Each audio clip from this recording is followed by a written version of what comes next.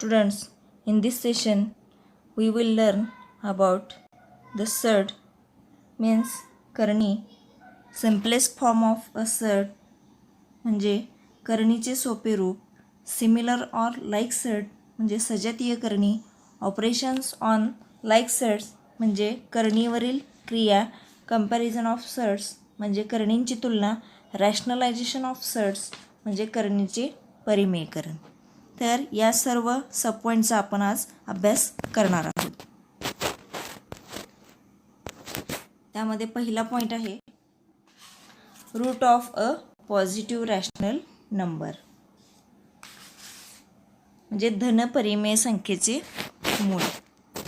तर यापूर्वी आपण वर्गमूळ, घनमूळ अशा संख्या पाहिलेल्या आहेत, म्हणजे स्क्वेअर रूट आणि क्यूब रूट. तर स्क्वेअर रूट म्हणजे वर्गमूळ आणि क्यूब रूट म्हणजे घनमूळ. तर आज या तासामध्ये धनपरिमेय संख्येचे मूळ याबद्दल माहिती घेणार आहोत. If n is a positive integer and x raise to n equal to a, म्हणजे समजा n ही धनपूर्णांक संख्या आहे आणि x चा घातांक n बरोबर a असेल, तर then x is the nth root of a, that is x equal to nth root of a. म्हणजे n ही धनपूर्णांक संख्या असेल आणि x raise to n equal to a असं जेव्हा असतं तेव्हा x हे a चे nवे मूळ आहे असं म्हणतात. आणि ते चिन्हामध्ये x बरोबर n वर्गमुळात a, म्हणजे वर्गमूळ चिन्हाच्या आतमध्ये n लिहिलेलं आहे आणि वर्गमूळ चिन्हाच्या आतल्या बाजूला a लिहिलेलं आहे. बघा पुन्हा एकदा, n ही धनपूर्णांक संख्या असेल आणि x चा घातांक n बरोबर a असेल, तेव्हा x ला काय म्हटलं जातं तर nth रूट ऑफ a. ते चिन्हात x equal to nth root of a असं लिहिलं जातं. आता हे उदाहरणाद्वारे पाहू म्हणजे तुमच्या लक्षात येईल. आणखी एक, this root may be rational or irrational, म्हणजे जेव्हा हे मूळ काढलं जातं तेव्हा त्याचं जे उत्तर येतं ते रॅशनल म्हणजे परिमेय संख्या असते किंवा इरॅशनल म्हणजे अपरिमेय संख्यासुद्धा असते. For example, first example 2 raise to 5 equal to 32, म्हणजे इथं x raise to n equal to a लिहिले तर इथे x ची व्हॅल्यू 2 आहे, n ची व्हॅल्यू 5 आहे आणि a ची व्हॅल्यू 32 आहे. And therefore 2 is 5th root of 32, म्हणजे 32चं 5वं मूळ हे 2 आहे. म्हणजे 2चा 5 वेळा गुणाकार केल्यामुळे आपल्याला 32 उत्तर येतं. तर 32चं 5वं मूळ हे 2 आहे. Which is a rational number, म्हणजे 32 हा आकडा जो आहे, अंक मिळालेला आहे, उत्तर मिळालेलं आहे, ते परिमेय संख्या आहे. म्हणजे इथं हे जे रूट काढलेलं आहे आपण किंवा 2चा घातांक 5 तर जे मिळाले ते 32 आहे आणि 32चं 5वं मूळ 2 आहे, म्हणजे 2 ही संख्या काय आहे, परिमेय संख्या आहे. दुसरं एक्झाम्पल पाहूया. If x raise to 5 equal to 2 then x equal to 5th root of 2, म्हणजे x चा 5 वेळा गुणाकार केल्यानंतर उत्तर 2 येतं, तेव्हा x ची किंमत ही, म्हणजे 2चं 5वं मूळ ते चिन्हात या पद्धतीने लिहिले 5th रूट ऑफ 2. त्याचं उत्तर बघूया. तर 2चं 5वं मूळ आपल्याला निघत नाही, म्हणजे x ची व्हॅल्यू काढता येत नाही. 2चं 5वं मूळ निघत नाही, त्यामुळे x ची किंमत ही इरॅशनल नंबर आहे. बघा लक्षात येते का, ज्यावेळी एखाद्या संख्येचं रूट काढलं जातं तेव्हा ती संख्या जर परिमेय संख्या असेल, म्हणजे ते मूळ निघत असेल, तर त्याला परिमेय संख्या म्हणतात. आता दुसऱ्या उदाहरणामध्ये x ची किंमत निघत नाही, म्हणजे ते संख्या जी आहे ती रूटमध्येच राहणार आहे, त्यामुळे ती अपरिमेय संख्या आहे, इरॅशनल नंबर आहे. ठीक आहे, नेक्स्ट पण बघूया आपण. आता सड म्हणजे काय बघूयात, ज्याला आपण मराठीमध्ये करणी म्हणतो. If n is an integer greater than 1 and if a is a positive real number and nth root of a is x, then it is written as x raised to n equal to a or nth root of a equal to x. म्हणजे जेव्हा n ही एकपेक्षा मोठी पूर्णांक संख्या असेल आणि a या धनवास्तव संख्येचे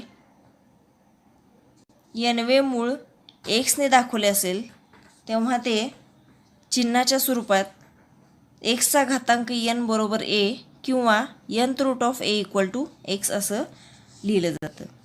तर बघा लक्षात येते का, n म्हणजे घातांक आहे, मग तो घातांक कसा असला पाहिजे, एकपेक्षा मोठा आणि पूर्णांक संख्या असला पाहिजे. एकपेक्षा मोठा पूर्णांक म्हणजे सगळ्या धनसंख्या, त्यामुळे n जो आहे घातांक, ज्या संख्येचा आपण घातांक घेणार आहे तो घातांक ही धनसंख्या असली पाहिजे आणि ती एकपेक्षा मोठी असली पाहिजे.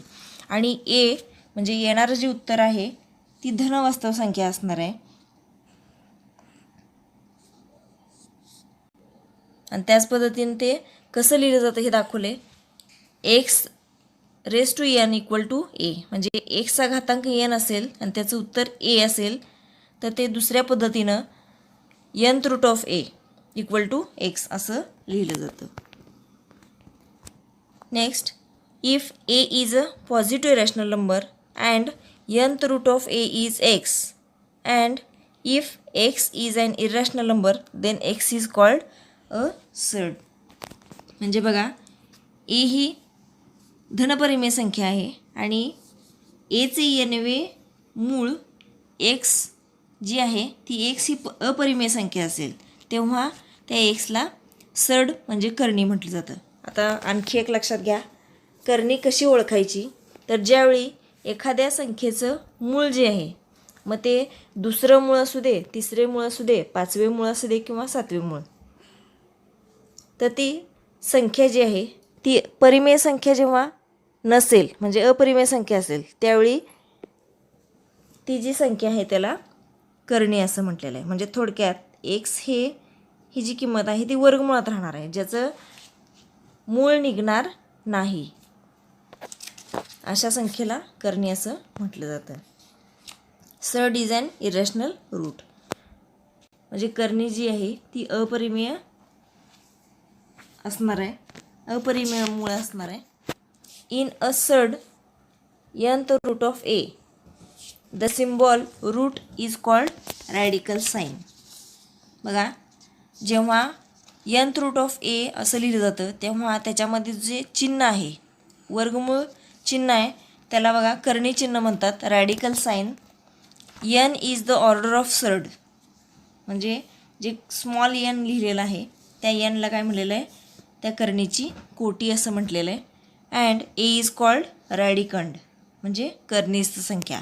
बघा, nth रूट ऑफ a मध्ये जे 3 तुम्हाला दिसतात, मग त्यामध्ये एक चिन्ह आहे आणि 2 संख्या आहेत, लेटर आहेत, तर त्याला काय म्हटलं जातं, तर वर्गमूळ चिन्ह जे आहे त्याला रॅडिकल साईन म्हणजेच करणी चिन्ह असं म्हटलं जातं.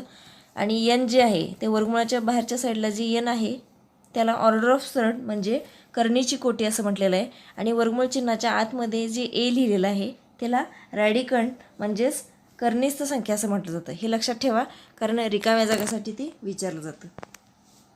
ऑर्डर ऑफ सड, आता इथं n is the order of surd असं लिहिलेलं आहे, मग ती ऑर्डर म्हणजे काय नेमकं, ऑर्डर ऑफ सड म्हणजे करणीची कोटी. यापूर्वी आपण 8वीमध्ये दिलेल्या बहुपदीची कोटी कशी ओळखायची हे आपण पाहिलेलं आहे.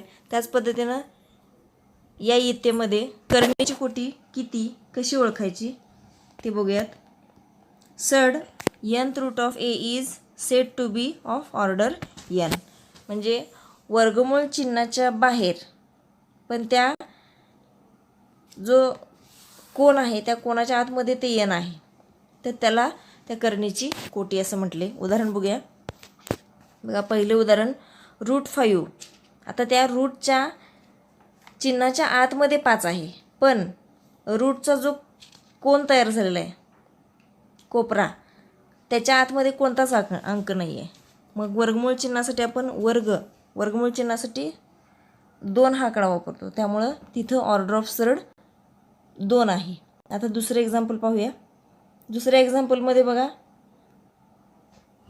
7चं घनमूळ आहे असं हे वाचन केलं जातं. तर 7चं तिसरं मूळ म्हणजे वर्गमूळ चिन्हाच्या आत 7 ही संख्या ए आहे, पण वर्गमूळ चिन्हाच्या बाहेरच्या साईडला त्या जो कोपरा आहे म्हणजे कोण तयार झाला आहे त्या कोणाच्या आतमध्ये 3 आकडा आहे, त्यामुळं त्या दिलेल्या सर्डची कोटी किती आहे? 3 आहे. ठीक आहे. पुढचा पॉईंट बघूया आपण. इथे बघा पहिलं उदाहरण आणखी एक सांगितलेलं आहे √5. तर या √5मध्ये ए जो आहे, ए तुम्हाला मी मागाशी सांगितले ए म्हणजे काय तर कर्निस्थ संख्या, रॅडिकंड, ती वर्गमूळ चिन्हाच्या आतमध्ये असते. Which is a positive rational number, म्हणजे ही धन परिमेय संख्या आहे. आणि n बरोबर 2 is the order of surd, म्हणजे त्या वर्गमूळ चिन्हाच्या बाहेरच्या बाजूला कोणताही अंक नाही कोणाच्या आतमध्ये, त्यामुळे तिथं आपण n बरोबर 2 घेतलेलं आहे. म्हणजे थोडक्यात 5चं वर्गमूळ आहे, त्यामुळे तिथं n म्हणजे ऑर्डर ऑफ सर्ड 2 आहे. आणि वर्गमुळात 5 ही अपरिमेय संख्या आहे, त्यामुळे वर्गमुळात 5 हे काय आहे? सर्ड आहे.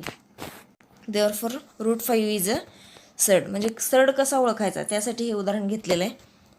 दुसरं एक्झाम्पल बघा. थर्ड रूट ऑफ ए म्हणजे 8चं घनमूळ. तर 8चं घनमूळ बघा, जसं 2चा घन 8 येतं तसं 8चं घनमूळ 2 येतं. आता हे आपण तोंडी बघत होतो. आता इथं बघा, here A is equal to 8 which is a positive rational number. म्हणजे 8 जो आकडा आहे तो वर्गमूळ चिन्हाच्या आतमध्ये आहे, की ज्याला आपण ए म्हणजे रॅडिकंड म्हणजेच कर्णी संख्या म्हणतो. तर ती पॉझिटिव्ह रॅशनल नंबर आहे, म्हणजे धनपूर्ण परिमेय संख्या आहे. आणि n जो आहे तो बघा वर्गमूळ चिन्हाच्या बाहेरच्या साईडला, पण तो जो वर्गमूळ चिन्हाचा कोन आहे तिथं आतल्या बाजूला 3 आहे, त्यामुळं यामध्ये n ची संख्या आहे ती 3 आहे. म्हणजेच या सर्डची ऑर्डर किती आहे? 3 आहे. बघा n equal to 3 which is the order of surd. And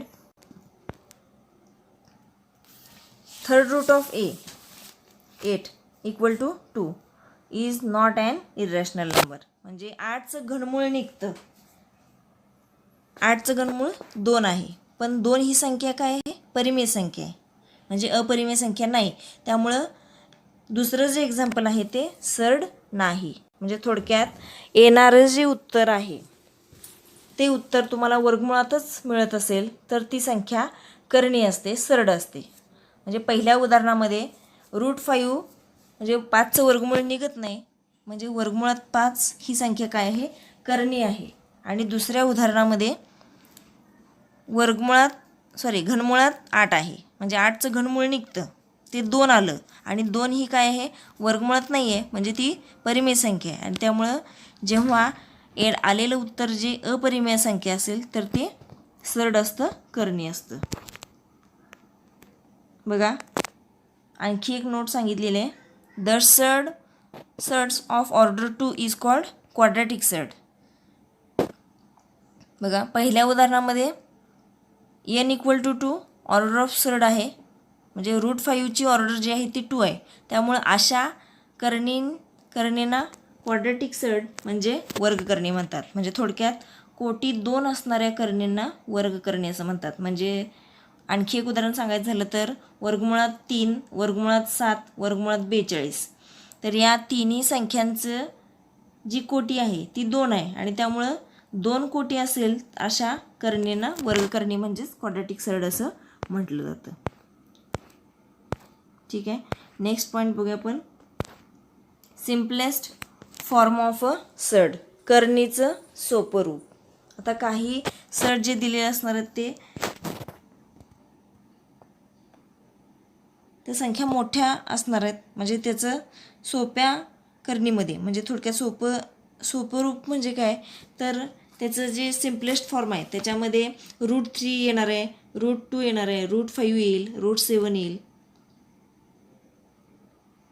तर अशा सोप्या रूपामध्ये त्या करणी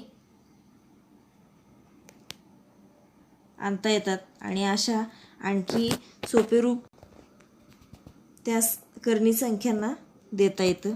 उदाहरणाद्वारे आपण हे पाहूया. पहिलं उदाहरण √48. म्हणजे तर √48चं सिम्पलेस्ट फॉर्ममध्ये कन्व्हर्जन करायचं आहे. तर पुन्हा काय केलेलं आहे, वर्गमुळात 48चे अवयव पाडलेले आहेत.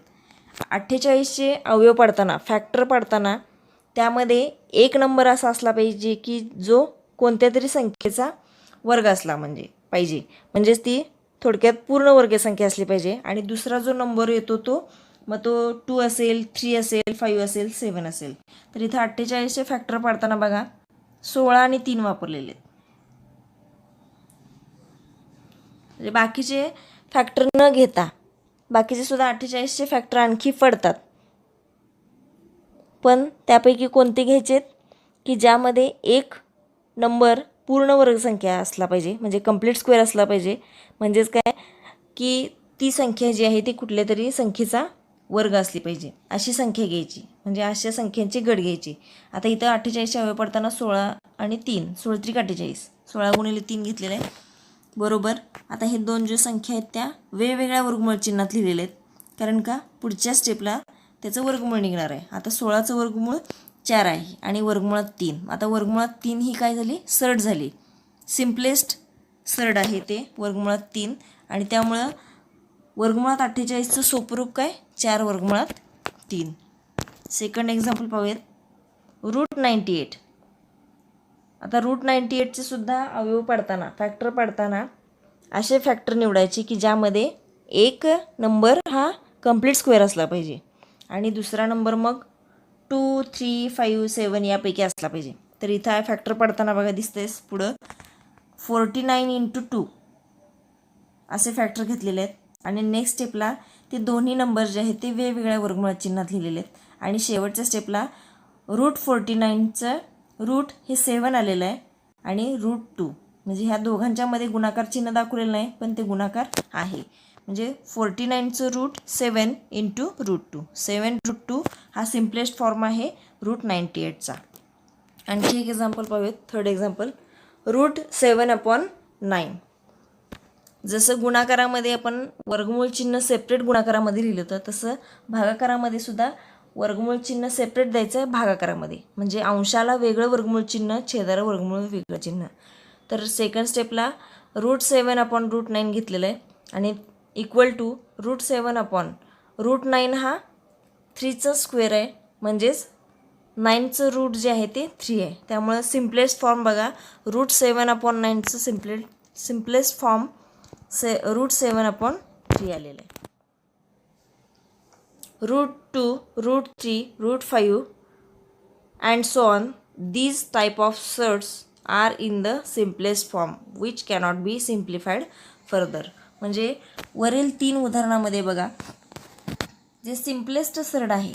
पहिल्या उदाहरणामध्ये √3 आहे, दुसऱ्या उदाहरणामध्ये √2 आहे आणि तिसऱ्या उदाहरणामध्ये √7 आहे. तर असे हे सिम्पलेस्ट फॉर्ममध्ये असणार आहेत की ज्याचं पुन्हा आपल्याला सिम्प्लिफाय करता येणार नाही. म्हणजे ते फायनल सिम्पलेस्ट सरड आहेत. मग त्याच्या साईडला जे कोइफिशियंट आहेत ते कितीही असतील. ठीक आहे. नेक्स्ट पॉईंट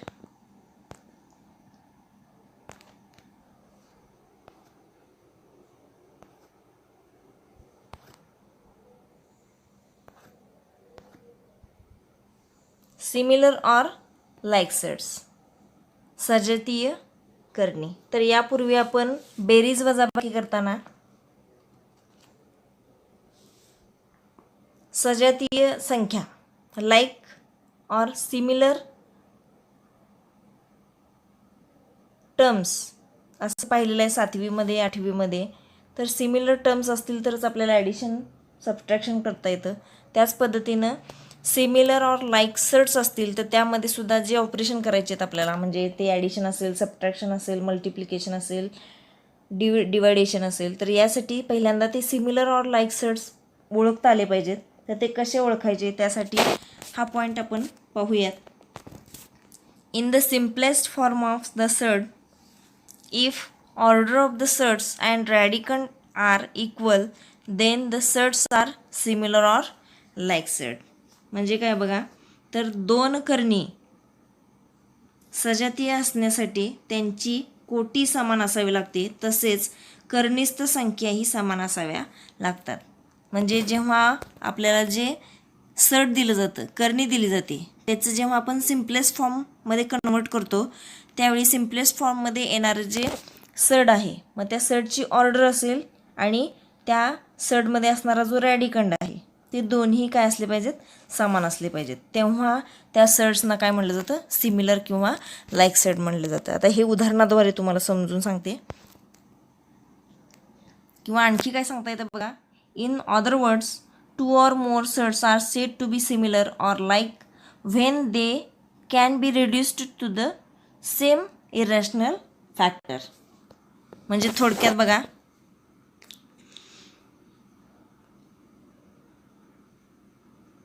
दोन किंवा दोनपेक्षा जास्त करणी ना सजातीय केव्हा म्हणायचं, जेव्हा त्याचं जे सिम्पलेस्ट फॉर्म पण केलं जातं, त्यावेळी त्याच्यामध्ये जो इरॅशनल फॅक्टर येणार आहे तो सेम असला पाहिजे.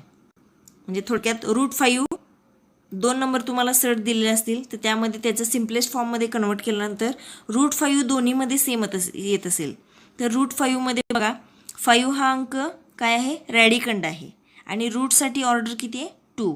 तर दोन्ही जे नंबर तुम्हाला सर्च दिले असणार आहेत त्यामध्ये त्याचा सिम्पलेस्ट फॉर्म √5 मध्ये येत असेल, तर बघा सेम सिमिलर फॅक्टर मिळाला, सेम इरेशनल फॅक्टर मिळाला √5. आता हे उदाहरणाद्वारे तुम्हाला लक्षात येईल.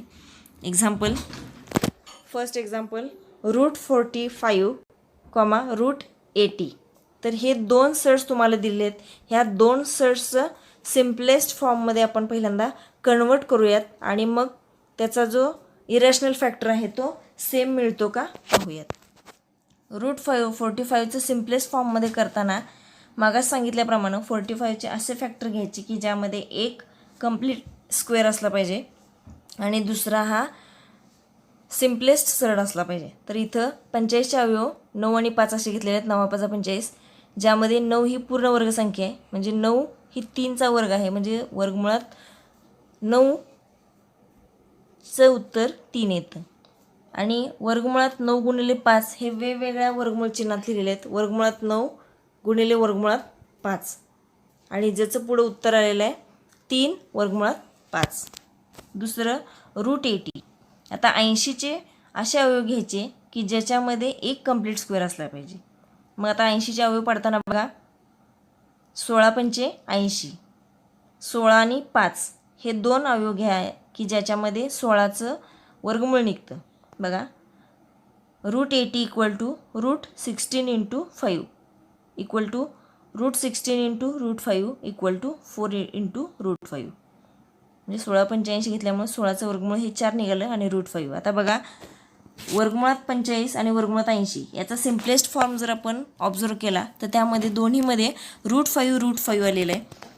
म्हणजे जो रॅडिकंट आहे तो सेम आहे आणि त्या सर्टची ऑर्डर म्हणजे √5ची ऑर्डर 2 आहे, दोन्ही ठिकाणी 2च आहे, म्हणजेच सेम सिमिलर फॅक्टर आपल्याला मिळाला. म्हणजे हे दोन जे सर्ट्स दिलेले आहेत √45 आणि √80 हे दोन्ही कसे झाले, सिमिलर ऑर लाईक सर्ट झाले. 3√5 and 4√5 are now similar or like sets and therefore √45 and √80 are similar sets.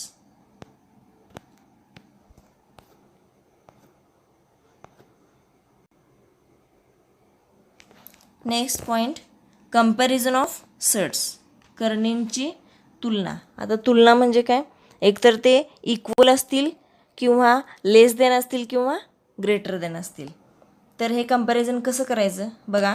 Similar surds can be compared by comparing the radicands. म्हणजे वर्गमूळ चिन्हाच्या आतमध्ये जी संख्या असते त्याच्यावरून आपल्याला त्या करणींची तुलना करणं सोपं जातं. तर पहिलं बघा, if √A and √B are like surds, then first condition √A = √B if A = B. म्हणजे रॅडिकंड्स इथं A आणि B आहेत, हे दोन्ही जर समान असतील तर root A equal to root B येईल. Second, if A is greater than B असेल, म्हणजे रॅडिकंडमध्ये पहिले सर्डमधला जो रॅडिकंड आहे तो दुसऱ्या सर्डच्या रॅडिकंडपेक्षा मोठा असेल, त्यावेळी root A greater than root B असेल. And third condition, if A is less than B, म्हणजे पहिल्या सर्डमधला जो रॅडिकंड आहे ए तो दुसऱ्या सर्डमधील जो रॅडिकंड आहे त्याच्यापेक्षा लहान असेल, तेव्हा रूट ए हा रूट बीपेक्षा लहान असेल. एक्झाम्पल, पहिलं एक्झाम्पल या पद्धतीचं 2√7, √28. आता इथं पहिला जो सर्ट दिलेला आहे त्याचं कन्व्हर्जन पहिल्यांदा करावं लागेल, की ज्याच्यावर आपल्याला जे रॅडिकंड्स आहेत त्याचं कंपॅरिझन करता येईल. तर ते कसं केलं जातं बघा, जो 2√7 आहे त्यामध्ये जो 2 आहे तो वर्गमूळ चिन्हाच्या बाहेर आहे, मग तो वर्गमुळात घ्यायचा, की जेणेकरून आपल्याला रॅडिकंड्स कंपेअर करता येतील, सोपं जाईल आपल्याला ते करताना. त्यासाठी 2 हा वर्गमुळात घेताना त्याचा स्क्वेअर करून घ्यायचा आहे. तर बघा 2√7 इक्वल टू, मग आता 2 जो आहे तो √4चा आन्सर आहे, म्हणजे 2चा वर्ग 4 आहे, त्यामुळं 2 लिहिताना √4 घेतलेला आहे. बघा लक्षात येते का, 2 हा अंक जो आहे तो वर्गमुळात 4ची किंमत आहे, त्यामुळे वर्गमुळात 4 गुणिले वर्गमुळात 7 बरोबर. आता हे वर्गमूळ चिन्ह एकत्रित घेतलेलं आहे, 4 गुणिले 7 इक्वल टू √28, म्हणजे 4 आणि 7चा गुणाकार केल्यावर तो वर्गमुळात 28 आला. म्हणजे 2√7चं कन्व्हर्जन √28 आलं. आणि सेकंड जो सर्ट दिलेला आहे तो सुद्धा √28 आहे. Since 28 equal to 28, therefore √28 equal to √28 and therefore 2√7 equal to √28. म्हणजे 2 वर्गमुळात 7ची किंमतसुद्धा 28 आली आणि दुसरा जो सर्ट दिला आहे तो 28 आहे. त्यामुळे दोन्ही किमती समान असल्यामुळं हे दिलेले दोन्ही सर्ट्स इक्वल आहेत. सेकंड एक्झाम्पल पहा, 3√5, √7. आता याच्यामध्ये कंपॅरिझन करायचं आहे, तर मग सांगितल्याप्रमाणे 3√5चं कन्व्हर्जन करावं लागेल, की जेणेकरून आपल्याला रॅडिकंड्समध्ये कंपॅरिझन करणं सोपं जाईल. तर 3√5 इक्वल टू, आता 3 जो आहे तो 9चं वर्गमूळ आहे, त्यामुळे लिहिताना वर्गमुळात 9 लिहिलेलं आहे, गुणिले वर्गमुळात 5 आणि बरोबर वर्गमुळात 9 गुणिले 5 बरोबर वर्गमुळात 45 आलेलं आहे. म्हणजे वर्गमुळात 9ची किंमत 3 असल्यामुळं 3च्या ऐवजी वर्गमुळात 9 लिहिले, की जेणेकरून पुढे गुणाकार करून आपल्याला रॅडिकंड मिळेल. त्यासाठी 3ची किंमत ही वर्गमुळात 9 लिहिली आहे आणि वर्गमुळात 5 पुढं गुणिले आहेच, आणि फक्त वर्गमूळ चिन्ह सेपरेट आहेत ते पुढं एकत्र केलेत. एका वर्गमूळ चिन्हात 9 गुणिले 5 बरोबर त्याचं उत्तर आलं वर्गमुळात 45. आणि दुसरा जो सरळ आहे तो वर्गमुळात 7 आहे. आता 45 ही संख्या 7पेक्षा मोठी आहे, त्यामुळं वर्गमुळात 45 ही संख्या वर्गमुळात 7पेक्षा मोठी आहे, आणि म्हणून therefore 3√5 greater than √7. Third example, √5, √7. आता इथं 5 आणि 7 यापैकी 5 हा जो नंबर आहे रॅडिकंड आहे तो 7 या रॅडिकंडपेक्षा लहान आहे, त्यामुळे आपल्याला डायरेक्ट इथं ओळखता येते, here 5 is less than 7 and therefore √5 less than √7.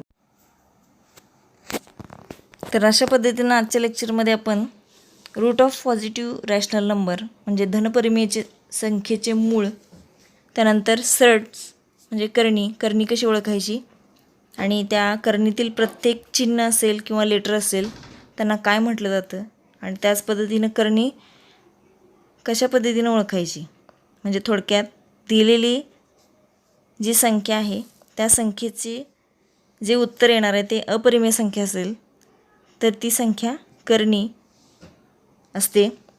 त्यानंतर सिम्पलेस्ट फॉर्म ऑफ सर्ट म्हणजे करणीचे सोपे रूप, त्यानंतर सिमिलर ऑर लाईक सर्ट्स म्हणजे सजातीय करणी, त्यानंतर कंपॅरिझन ऑफ सर्ट्स करणींची तुलना, या सगळ्या सब पॉईंट्सचा आपण आज अभ्यास केला. तर ऑपरेशन ऑन लाईक सेट्स आणि रॅशनलायझेशन ऑफ सेट्स हे नेक्स्ट लेक्चरमध्ये आपण पाहूयात. ठीक आहे. थँक्यू.